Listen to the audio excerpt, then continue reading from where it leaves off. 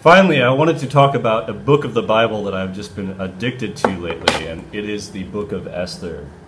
And it's an Old Testament story, comes right after the books of Ezra and Nehemiah, and right before Job.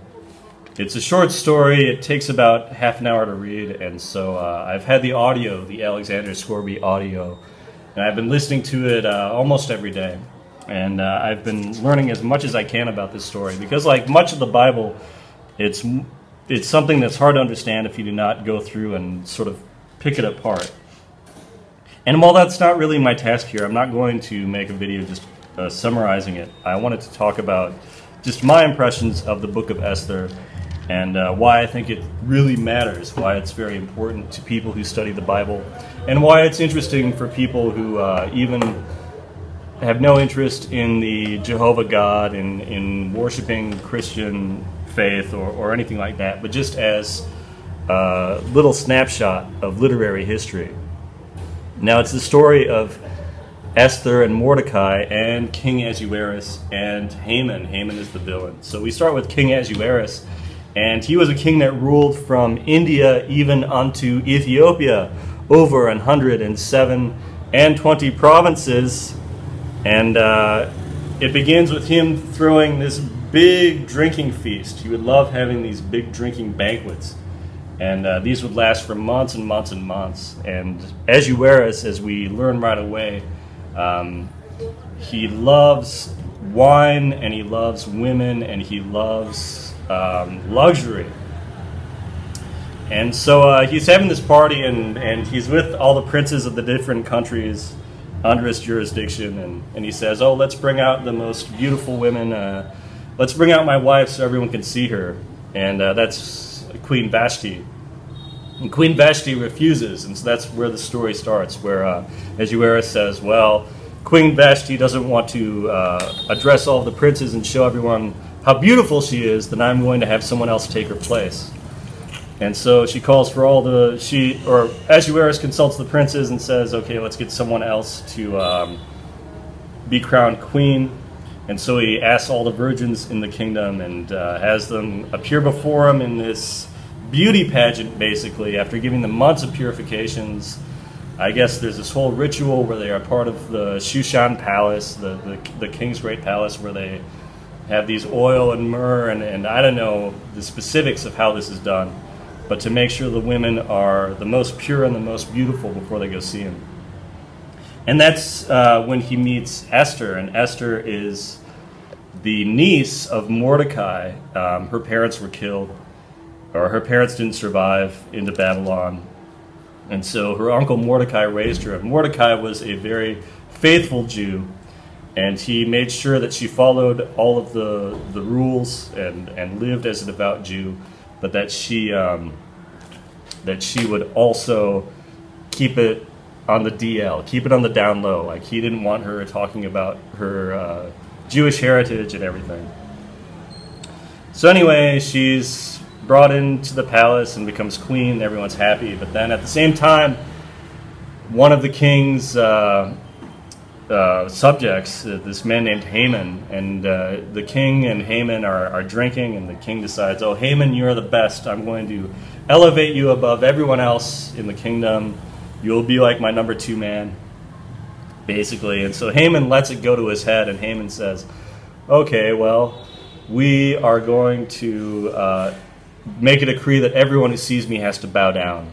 And just like the book of Daniel, or we see the same situation repeated many times in the Bible, Mordecai does not bow down to Haman and worship him in the same way as he would worship God. Instead, he stays true to his Lord. And so Haman gets angry, has gallows built, is going to have him executed. And then what unfolds through the rest of the story is that Esther becomes aware of this. She fasts with her maidens, and then she throws another banquet, and it all comes to light, the news of what happened with Mordecai. And Mordecai, in the meantime, he defends the king from the spies that are in the palace who are talking about assassinating the king. But it doesn't come out until later, the Jewish heritage, when Haman, who's so angry that Mordecai refuses to bow down to him, casts a decree on Purim, which is the pur is the dice. They throw the dice, and he says, well, it is on this day that we will have genocide. We will kill all the Jews in the palace, all the Jews in the kingdom. And so Mordecai and Esther rise up and save that. And Mordecai has this banquet. She has 2 banquets, explains everything to the king. The king is drunk in this whole thing, basically, but he's just so in love with just living. He's just living it up, and just really wants to do everything that Esther sees right. And so this book is full of emotion. And of course, in the very end, we see the destruction of Haman. We see the liberation of the Jews. The Jews are allowed to defend themselves. They have a holiday named after it, Purim, named after the dice that's thrown. And everything works out in the end. And so there's a lot of action, a lot of intrigue that happens in these 10 little chapters. One interesting thing about the book of Esther is that it's the only book of the Bible that does not mention God, which I find very interesting. You're supposed to come to your own conclusions about God in these pages. And just as Jesus says in the New Testament, you have to look for him in the scriptures. And so you can find Jesus out here played certainly, especially in the role of Mordecai, but to some extent also in the role of Esther, and to some extent also in the role of Haman. It's all about intrigue, and it's all about drama in the days of ancient Babylon. So I think in future videos, maybe I'll extend my limit to 30 minutes or something, but I would like to read it. It takes about 30 minutes to read, and it's a very cool story. So I will get to that later, but I encourage everyone to read the book of Esther and to sit down and, you know, watch a commentary on it. We'll listen to a sermon on it first to really understand what's going on.